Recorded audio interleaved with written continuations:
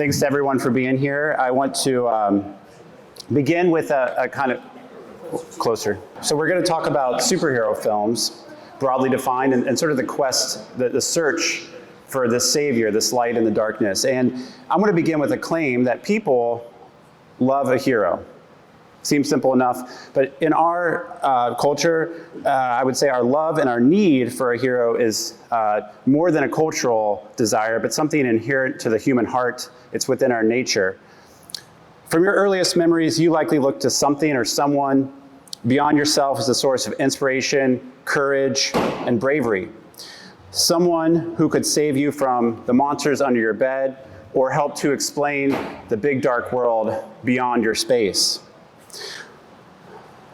What these heroes have in common for children is that they offer safety, protection, among other things. These heroes might have been everyday strong men and women that you looked up to, someone like a firefighter, a police officer, your mother, father, or someone else close to you. Or you might have seen these heroes on TV wearing capes and fighting villains. And when children aren't looking up to heroes, they're often wishing, pretending and imagining themselves to be the superheroes. Children seek to find their place in the world, to assert themselves, and imagine that they are superheroes, which provides them with the opportunity to pretend to have a level of power and control and independence that they often lack in a world controlled by teachers and parents. But our longing to be saved or to become a hero don't stop in childhood. I would argue that we carry this longing into our adulthood, witnessed by the fact that more than half of all the world's top grossing films today involve superheroes of one kind or another, which is a kind of startling statistic. These heroes, these superheroes, as I'm defining them, aren't just the ones of comics. They also include Luke Skywalker or Harry Potter, but of course they also include Wonder Woman, Captain America, Flash, the Hulk, Daredevil, X-Men, the Avengers, and so forth. While the popularity of superhero films reveals that we never outgrow these desires to be rescued by a hero or to become a hero, there's still deeper questions beyond this cultural fascination. So why do people desire to be saved by something more powerful or someone more powerful than their self? Why do humans inherently long for goodness to prevail? Why do some identify and relate to superheroes, even adults? Again, not just children. Where do these longings come from?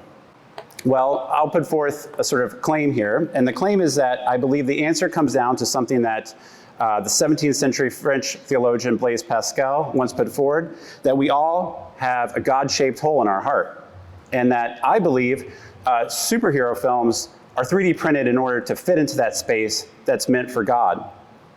It's a matter of the heart. And when we approach superhero films in this way, we can see why viewers are inherently drawn to them, how one relates to the characters in them, and why they become such a pivotal cultural phenomenon. Today, I'm going to explore this idea further to dig into our human and cultural fascination with superhero films and understand more about why we're drawn to them and what God has to do with it. To begin, let's consider what superhero movies are intrinsically about. These films, I'll put forward, are about moral absolutes, good and evil. Often the story is of a flawed hero in a dystopian world who overcomes those obstacles, usually with the help of some supernatural power. This isn't far from the flawed heroes we see in the Old Testament.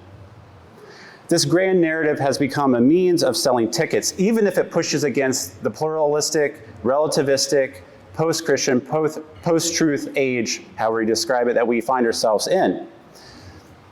As secular film critic A.O. Scott says in the New York Times in his review of The Avengers, identifying the big themes in that movie, he says that The Avengers is essentially about honor, friendship, revenge, and the problem of evil in a lawful universe. The problem of evil in a lawful universe. That's what these movies are about. according to the New York Times prominent film critic. These heroes we see on screen model personal growth. They model development. They often embody bravery, determination, selflessness, teamwork, leadership, and perseverance, not to mention the higher calling for seeking justice in a lawless universe. Whether you or others that you know identify with these sources of inspiration in these films, they do model personal growth and self-improvement, and if nothing else, we can see they become a sort of culturally salient text. So it could be that movies fundamentally of these superheroes are about good versus evil. The other element going on here is that many viewers have come to identify with superheroes, or more generally, the plot line, that is the quest for light in the darkness, the quest for salvation in a broken world. So it may not just be the character, it may also be that plot line. The goal is identification, or at least a higher level of relatability, not only in the characters, but also in the plot lines. So we see Spider-Man juggling his responsibilities as a hero amongst his daily life. Or we can consider Batman and all his doubts as he grapples with the loss of his parents. His origin story shows a common trauma that many of us have wrestled with. If we look close enough, we'll find that superheroes are often just like us, with all of our vulnerabilities, fears, and doubts, even with their powers. They stir a profound sense of empathy through which many claim to have gained a deeper understanding of themselves and others. And ultimately, through them, many people have learned to see the world through different eyes, to have greater empathy for others beyond themselves. In the end, we see ourselves also reflected in their stories. We find comfort and inspiration in their struggles in particular. Now, beyond the quest for goodness in an evil, lawless world, beyond identification with character or plot, let me provide some particular illustrations. And I should say, much of my research comes from personal experience. I have 3 boys, all under the age of 7. And they're fascinated with superheroes. So a lot of my thoughts, I've checked with them. That's my fact check here. One of my children's favorite things to do is to be something, which by that they mean to choose a figurine or a toy, an animal, and pretend to be that in some imaginary scenario. My older boy, who's 7, prefers Spider-Man. And who wouldn't want to pick Spider-Man? I mean, what happens to him? He gets bit by a spider, and then he gets superhero powers. He can move at supersonic speed, almost like he can fly. He has a spidey sense, telepathic power. I mean, what boy wouldn't want that ability? But his real excitement for Spider-Man came through the 2018 film Into the Spider-Verse and its sequel, which left a cliffhanger that allows him to continue asking, when's the last film in this trilogy coming out? What my son doesn't know is that the history of Spider-Man is over 60 years old at this point. Spider-Man's been around for that long. In the original comic, Peter Parker learns he has spider-like powers. He's more interested in using those powers initially for personal gain rather than serving others. Peter's origin story, and all the origin stories of superheroes are really fascinating, but in his origin story, he begins by having the opportunity to easily stop a robbery. But he chooses not to, out of revenge, because the person who's being robbing, he doesn't intervene for because he has just conned Peter. He lets him go. Peter thinks he gets the man back, but then just a few minutes later, he discovers that the escaping robber has carjacked the car where his Uncle Ben was in and murdered him. As Peter cries and sees his uncle breathe his final breath on the sidewalk, the last words spoken to him earlier echo in his head, seen here, with great power, there must also come great responsibility. That was a lesson for him. And this phrase, with great power comes great responsibility, is meaningful. Consider it alongside what Jesus says when he summarizes the parable of the faithful and wise manager. He says, to whom much is given, much will be required. The gift of stewarding our treasure, our time, our talents, that God gives each one of us informs the meaning of this passage in Luke. When Jesus spoke these words in Luke's gospel, the apostle Peter was in earshot, but it equally aligns with Peter Parker and his acknowledgement that great gifts deserve great stewarding. The great power Peter Parker embodies as Spider-Man draws in children as much as adults. The origin story of any hero, like I said, is important. And from Peter Parker's origin story, we learn that great good is cultivated out of great suffering.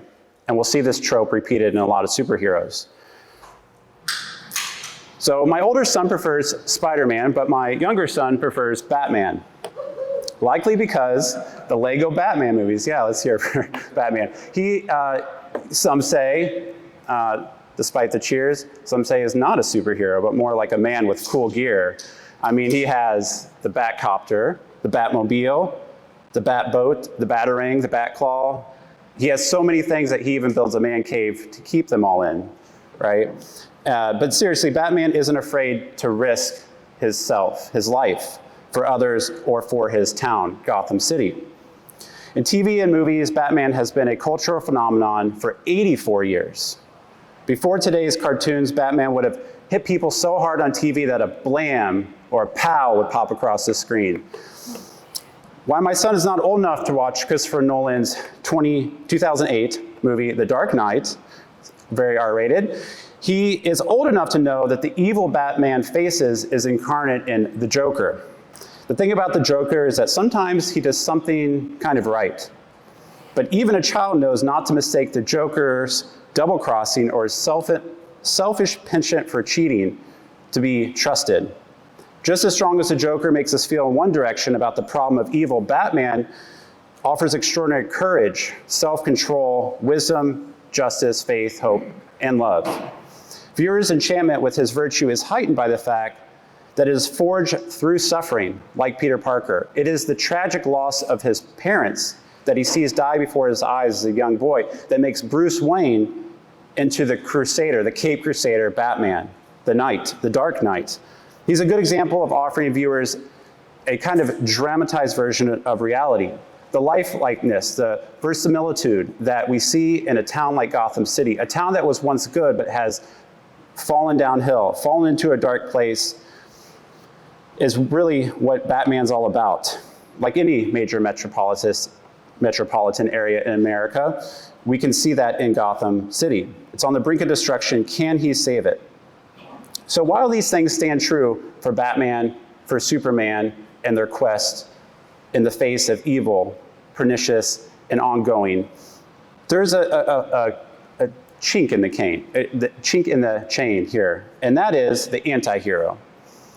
Just before this talk, I was speaking with others, and I've heard this come up in others, this sort of quest for a hero. What about the anti-hero? Well, it's worth mentioning that the moral ambiguities between heroes and villains, like Batman and Joker, which in the movie The Dark Knight that sort of is played on, that sort of moral ambiguity, the line between them, and anti-heroes like Deadpool, Loki, Darth Vader, Severus Snape, Walter White, or Disney's Maleficent. And all these anti-heroes, I would argue, are really complex villains. And the way that works is usually these villains are humanized above and beyond the hero. We often learn about their origin story, what went wrong in their life, the tragedy, the trauma that created something in them to make them who they are. They're very humanized, more than the hero, in a way that we start to maybe even understand them, even root for them. And that's the essence, is that something went tragically wrong, and we understand that. They also tend to act on sinful impulses many of us suppress or don't act on. People are not necessarily attracted to the characters themselves, but the things they do which are socially forbidden, which we find fascinating. Often we may even see the anti-hero do something right, like the Joker, but it's often through questionable means. Still, the anti-hero is a villain, and superheroes, I maintain, are on a high-stakes mission to save the world. Before Hollywood, before modern films, before children could vicariously choose to identify as Spider-Man or Batman, human nature being what it is, could turn to another source, fairy tales. Consider the story of St. George and the Dragon. This legend concerns St. George, a Christian knight who confronted a fearsome dragon that was terrorizing a city. He saved the people by rescuing the princess and killing the dragon, The grateful people converted to Christianity, and St. George became a revered hero and a saint. The legend symbolizes the triumph of good over evil and encourages identification in some form or fashion, whether that's to the character or to the plot. The appeal that we find in superhero movies and fairy tales is captured nice by G.K. Chesterton.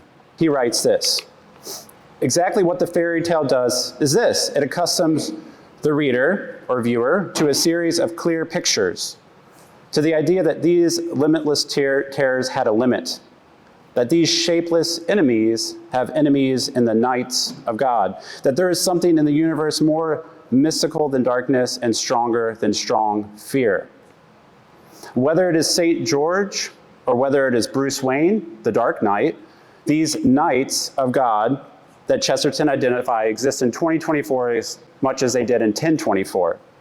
And to clarify, as Chesterton says, it's not that these fairy tales are putting forth that dragons exist, rather it's because these stories tell us that dragons can be slain that we're attracted to them. So some might write off fairy tales or superhero films as mere fictions.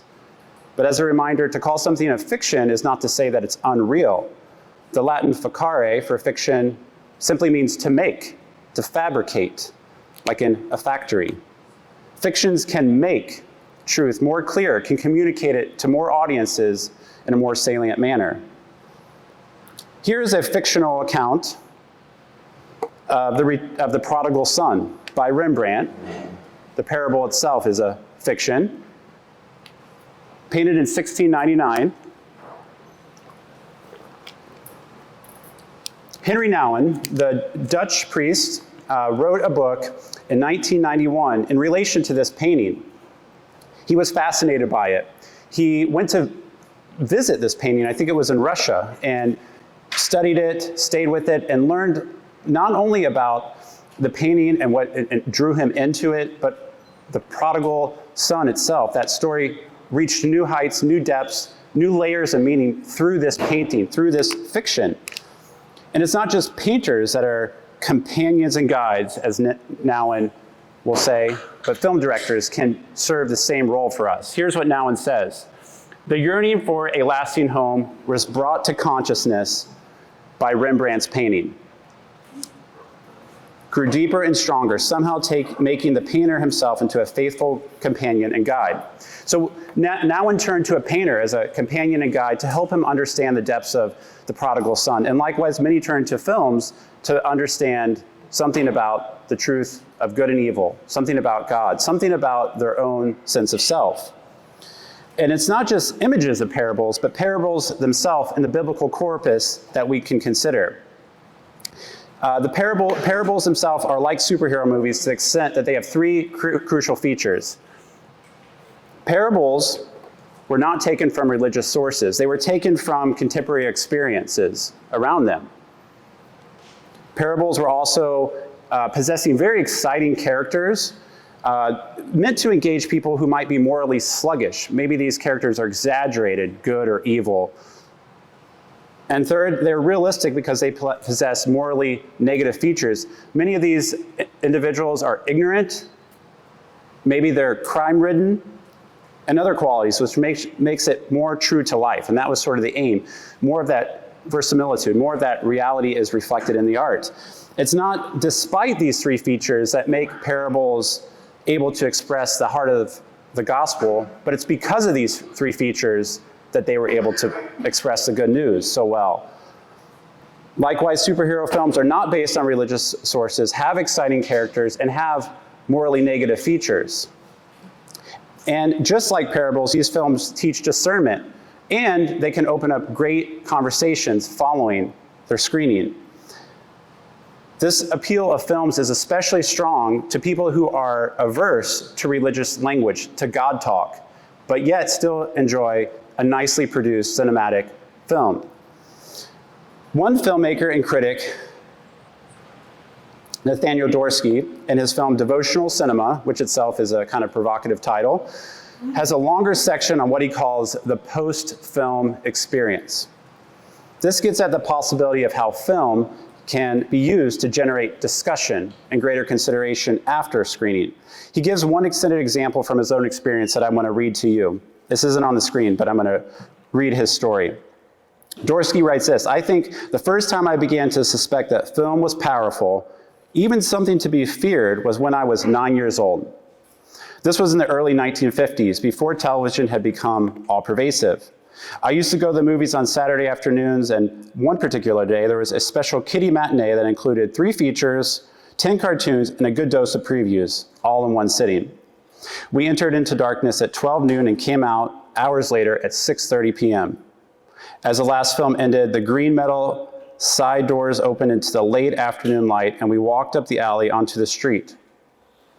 I remember having the oddest sensation. The texture of the sunlight seemed strange, and people's voices sounded distant. In front of the theater, cars were whooshing by the storefronts. Quite suddenly, the normal things that were my usual reference points, everything that had been familiar to me in my hometown, all its archetypes and icons, became eerie and questionable. I felt alien and estranged. I remember walking home alone through the park and passing the duck pond and the baseball diamonds, and then down a small path, a dirt shortcut worn through the lawn that eventually disappeared into the grass. All those little details were presenting themselves to me in a way that I was unused to. It was truly disturbing. Eventually I got home, and it was odd that I was even in my house. I was feeling this quite strongly and was trying my best to recover my giant hole that had opened up in the middle of my forehead. I remember having to get some things out of the refrigerator to reorient myself and to make it all right again." What Durst is describing as a post-film experience. This is a moment just after you step out of a movie into the theater, and you look down and you see the bizarre patterns on the carpet, and you look over and you see the soda machines, the advertisements, you avert your eyes from others, but you have a deep feeling that's hard to put to words. Everything looks and feels different. So that's the description he provides of the post-film experience. He gives another one that's just as fascinating when he gets into an elevator, a time of intimacy, and all of a sudden, usually people avert their eyes. They all looked at each other and started talking about the film in a deep and meaningful way. So I would ask you, encourage you to consider, have you had such an experience? After a film, you sit there and the weight of it is heavy in the room or on you.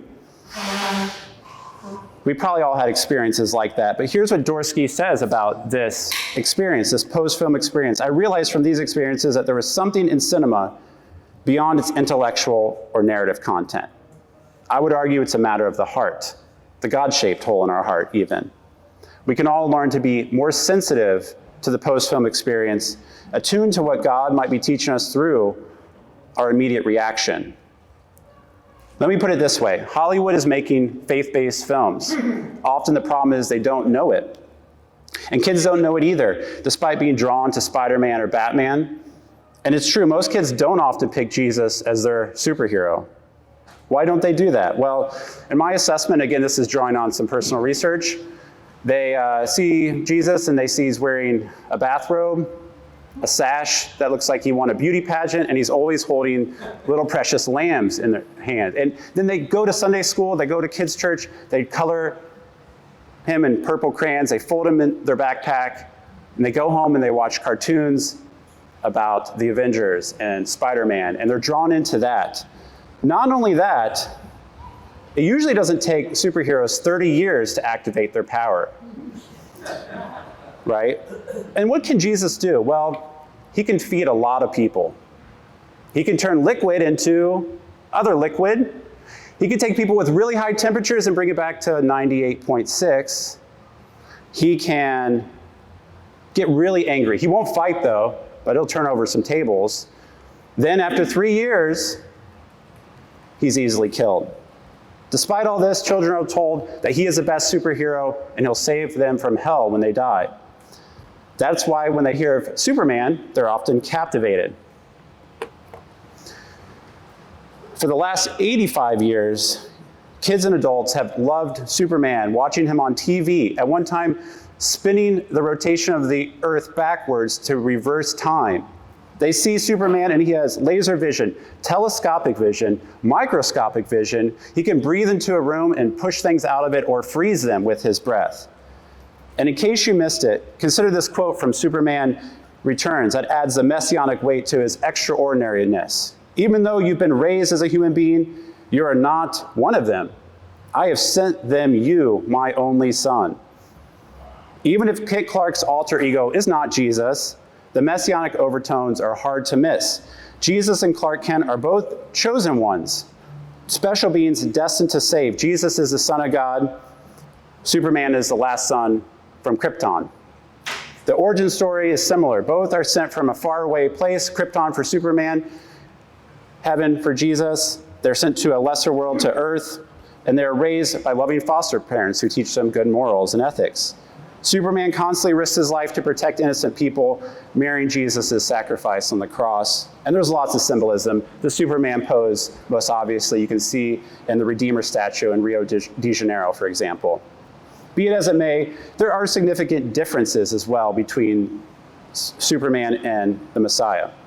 Jesus is considered divine, while Superman is an alien with advanced abilities. Jesus offers spiritual salvation, but Superman protects humanity from physical threats. When we consider Superman to God the Father, this contrast gets even wider. The God of the Bible is in his own unique category. God is uncreated, but an eternal being who created and sustains all things past, present, and future. He is immaterial, spaceless, omnipotent, omnipresent, omnibenevolent, and holy unlike others. And there are other attributes that are not the same as between God, the Son, the Father, the Holy Spirit, and other superheroes who are merely finite beings that are creatures. There are many more theological corrections. I'll make just one that seems noteworthy. One recurring feature is that evil is often depicted as an external threat. Evil comes from foreign terrorists, monsters, space aliens, supervillains like Loki. Presenting evil as something alien, as foreign, outside ourselves, does it align with the biblical account where the human heart contains that evil within ourselves? Another distinction is that in superhero films, there's a ritual destruction, usually, of an evildoer that is climactic. This is when a villain's death serves to dramatically restore order and balance to the world. These differences are worth highlighting because I don't want to be too generous to these tentpole superhero films, as they're called. These are films that are void of spiritual depth and meant just for mere entertainment and usually to make money. But even the most superficial superhero films contain something of value. They usually reveal something about human vulnerability and spiritual complexity, if nothing else. And it must be said that many of the writers of these Hollywood films are not intending their movie scripts to have parallels with the biblical account. That's true. They might be there unconsciously.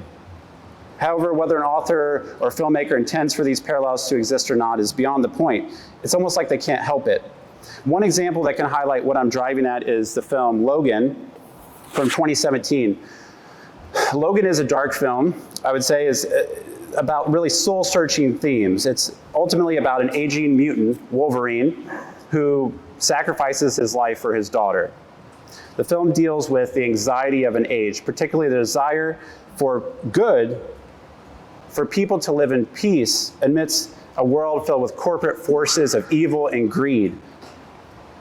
Some Christian bloggers identify this as, quote, a Christian fable disguised as a superhero story. However, others see this not so much as a Christian fable, but they see superhero films like this one and others more like the Westerns of old. Like superhero movies, Westerns also identified good guys from the bad guys. They were action-packed, and they were enjoyed by young and old alike. However, a major difference is that Westerns were really easy and cheap to produce, whereas superhero films are only made by the production companies with a lot of money. Despite that, they still managed to sort of glut the market, as it were. There's lots of these. It's a big investment that a lot of production companies are willing to make. The point is that a film like Logan has a subtle theology. It's not as explicit as Superman's, Spider-Man, or Batman, but it does unite people, no matter their religious beliefs, around one thing that we can all agree on, and that's the world is messed up. That seems what Logan's telling us. And the world is broken, and so are we. So is Wolverine. And even the best relationships between a father and his daughter can be broken. No matter how good we are, something is still missing. This movie points us towards that something missing. Something's not right. Even if we're promised that tomorrow it will be better, we still feel it in our heart. We feel it in our bones. And we long for liberation from bondage, from decay, from death. We long for bliss. As C.S. Lewis puts it, if we find ourselves with a desire that nothing in this world can satisfy, the most probable explanation is that we are made for another world. A film like Logan, however subtle, taps into that desire. But we know that these films will always fall short. There is one thing that fulfills that desire, and that is the Son of Man. Jesus seemed to have one preferred title among all of his titles, and that was Son of Man, which he uses 83 times in the New Testament, referring often to himself in the third person, Son of Man. On the one hand, this title emphasizes the mundane. He is a man of sorrows, the son of Adam who has nowhere to lay his head. He is a murdered victim of political and religious institutional power of his day. In other words, the particular things of his time and place are emphasized in this title. But the story of the man of Nazareth in its fullness imparts how small contexts consort with universal, transcendent human motives. On the surface of things, Jesus highlights his humanity through this title, on one hand. Despite that, upon closer examination, onlookers and readers of the book of Daniel might ask other questions. Or they might wonder, you're saying you're the Son of Man, but you're born a virgin, right? You're born of a virgin. How is that? How are you walking around claiming to have a dad? Which brings me to the other side of this. This title comes from Daniel chapter 7. Daniel has a vision of one who came like the Son of Man.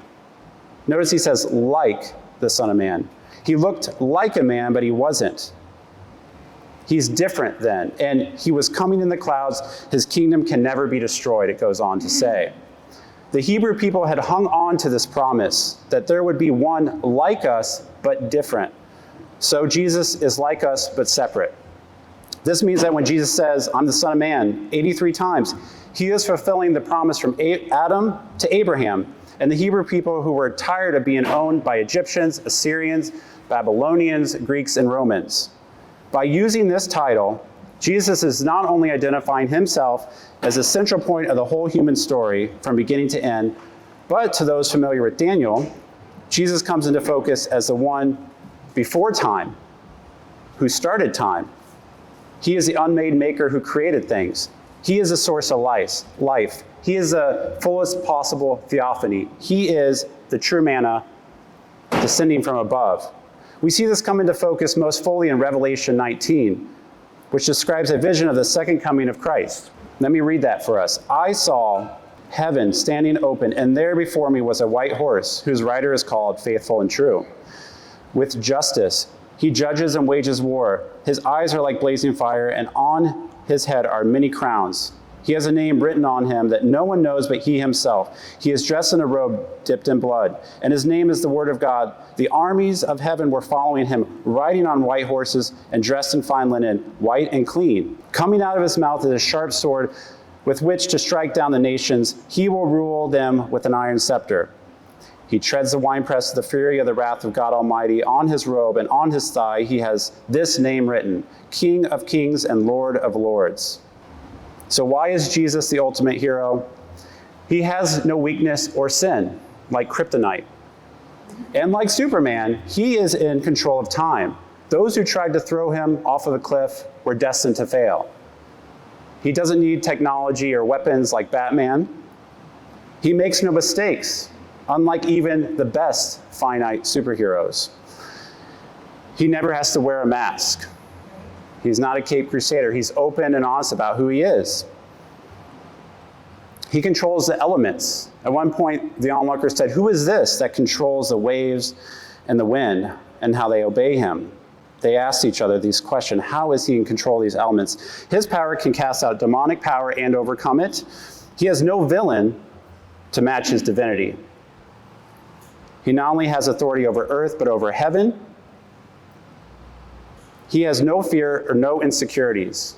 What would it be like to talk to someone without fears or insecurities at all? Their tone of voice would probably be entirely different from anyone else we've ever talked to. He has special knowledge of Nathanael under the fig tree. He knows about the Samaritan woman's relationships and Peter's coming denial, and many more. And despite all his power, he doesn't let all this superhuman ability go to his head and become a source of pride. If that weren't enough, Jesus not only raised people from the dead, he defeated death, the one nemesis that all other heroes are subject to. And then Jesus said the same resurrection power is available to all that follow him. The news of this Savior who rescues can come to us from various sources. Jesus himself used parables. C.S. Lewis was converted through ancient pagan myths. Chesterton is not averse to fairy tales. And if God can speak through a donkey or a burning bush, why not through modern American movies? One of the most powerful storytelling mediums we have today. So with that, I hope to have shown something that's behind this international obsession and fascination with fictional characters, and how that is a shared longing of expectations akin to every human heart. Thank you for listening.